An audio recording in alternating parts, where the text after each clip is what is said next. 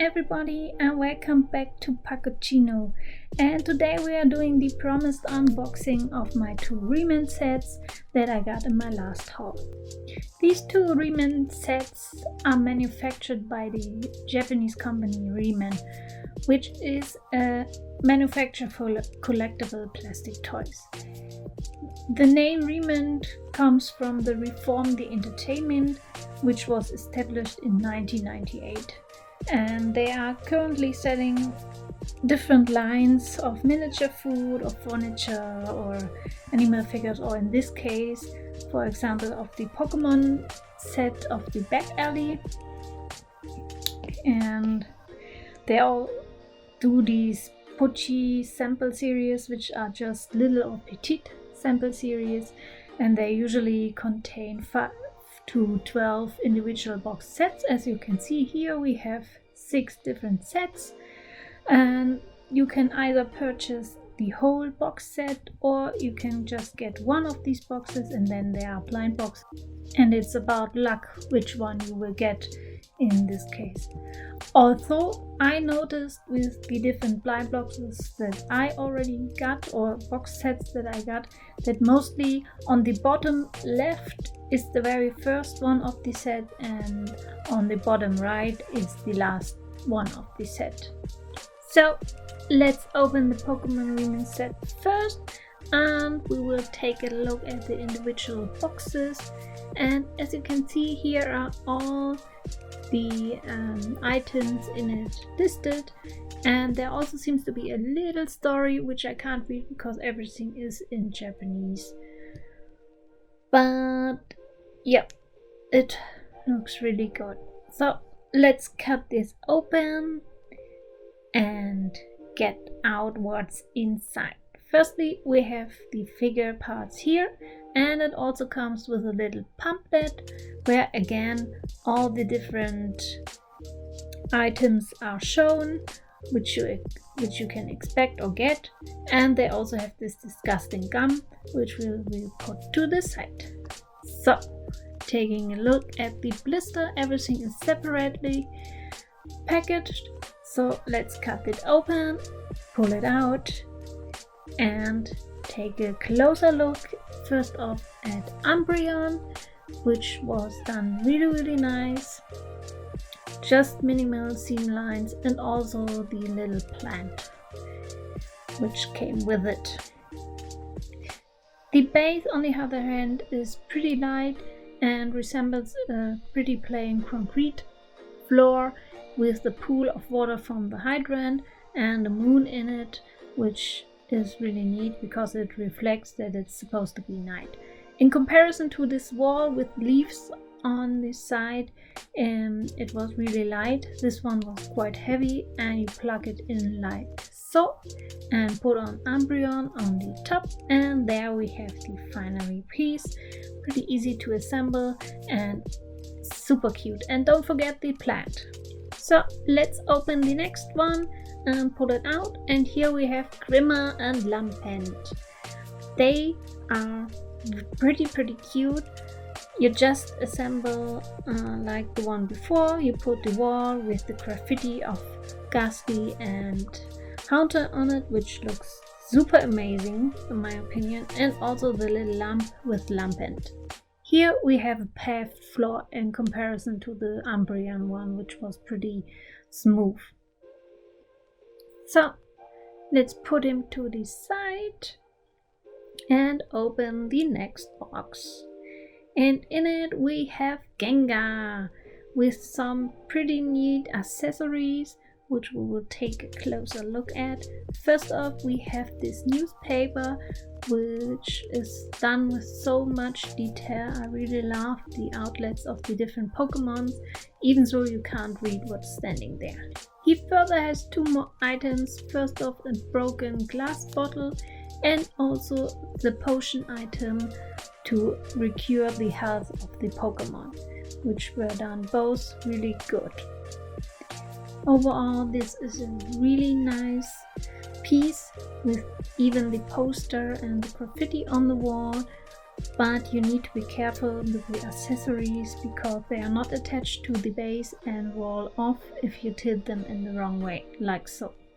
Thirdly, the floor is not paved, but you have this beautiful stone wall and also Gengar coming out of it with his tongue sticking out, which was done beautifully. I really loved him. So also putting him back at the end and also not forgetting his little glass bottle. And we will open the next box, which contain Pikachu and Ludwig. They are not attached to the base, which you need to be careful of because they love to topple over. Overall, the base is another concrete floor with a different kind than the one we saw before, and we also got the stone wall, which looks pretty good. It even has a gate in it and some really nice texturing and also painting. Overall, this is pretty nice, but also one of the weaker ones in my opinion. But the Pokemon look fine. Ludwig especially looks happy, where Pikachu has a more scared look. So I guess he doesn't want to visit the back alley at night. Moving them in the back, you see I need to readjust them, and I really wish they would have done a tag in it so they would stay in place. Let's open the next box, and there we have Mimikyu! It's one of my favorite ones from the whole set because it also comes with a lot of accessory. Taking a closer look at the Pikachu magazine, which Mimikyu takes a look at, they have done again an amazing job on these details, and we also have a box and a can in the back. So let's take a look at the box, which is sculpted really nice, and it comes with a blanket which you need to adjust yourself, and also these two little books, which seems to be one is a Night Tale and the other one some kind of book for school, I guess.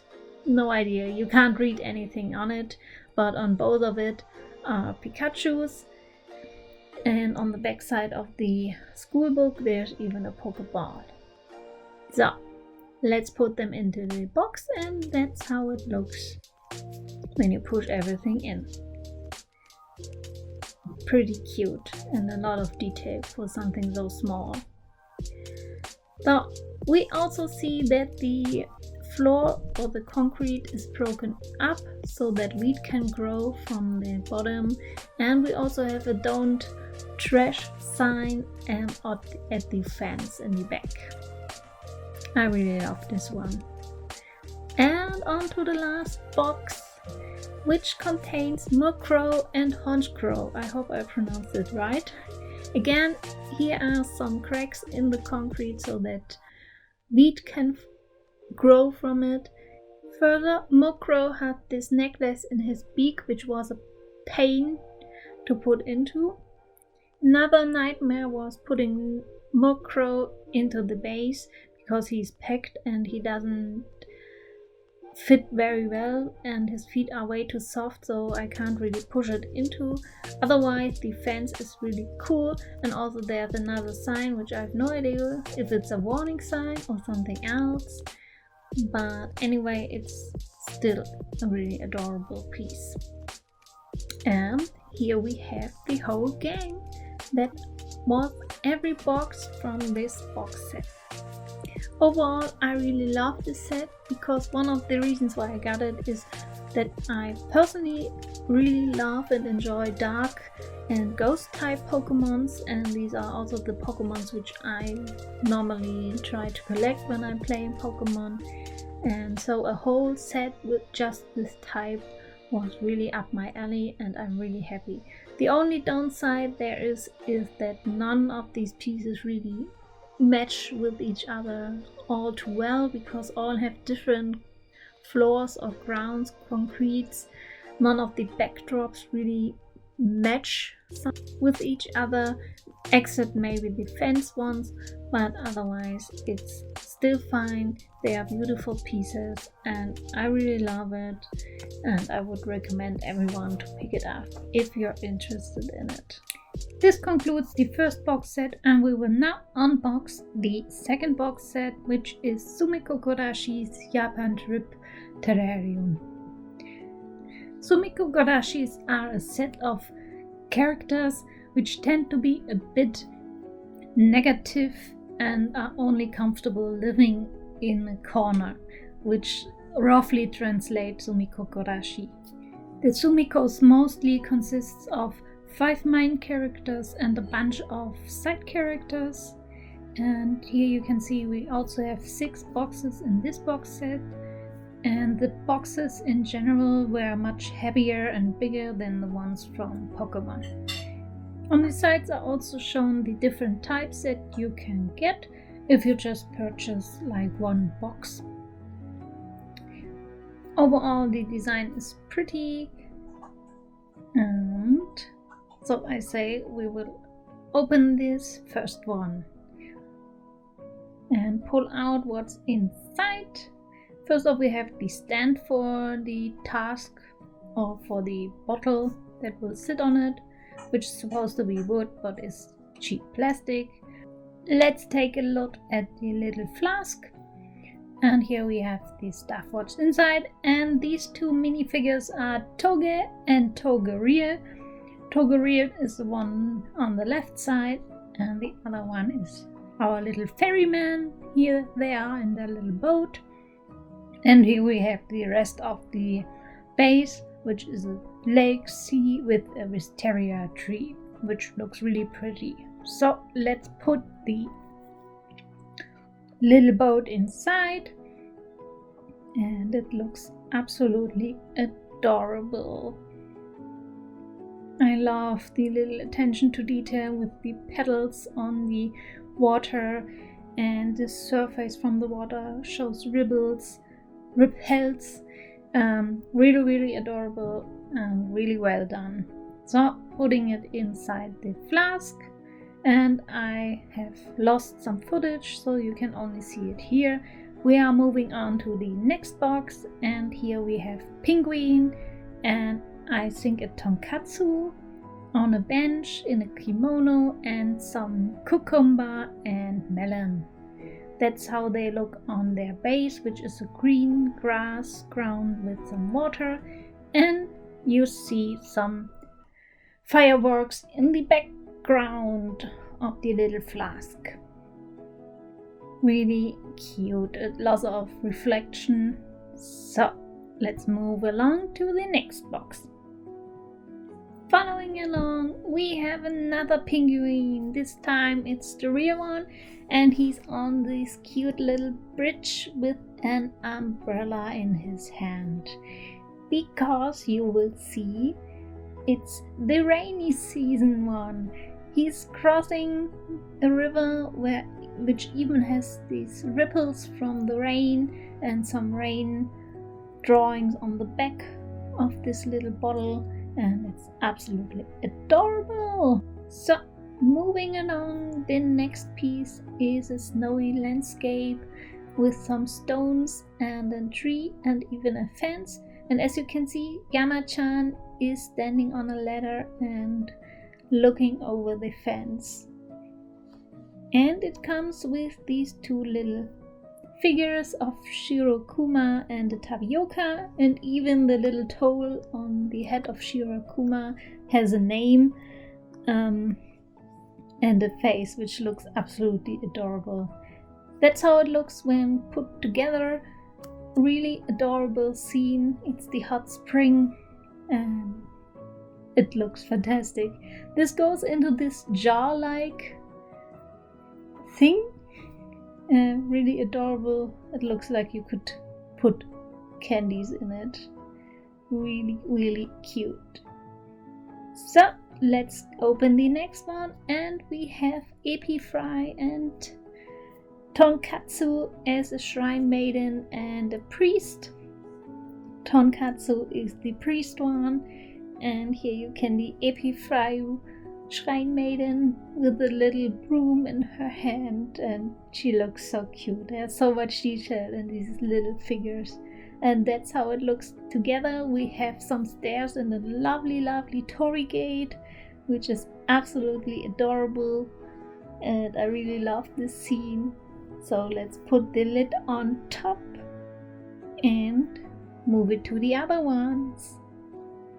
And we are by the last box, which of course contains the little Neko, and she's sitting on a bench and drinking some green tea, and it's so cute. Look at her, it's so adorable. She goes on this Japanese garden, and I really love the aesthetic of this piece. He even comes with sasso, which is, I think, a weed, and we have the stone garden in front of it, and it looks really adorable. Let's put it into the candy jar, and sorry for the glare, it's kinda hard to film with these plastic bottles and jars and whatever. And here they are completed. Overall, I must say the quality is way better than the last Re-Ment set I have gotten from it. I love all these different scenes. I have no favorite, no real favorite. I love them even more than the first set, and I can highly recommend it. And that was everything. I thank you for watching. I hope you had fun, you liked what you saw, and I will catch you in the next one. Bye bye!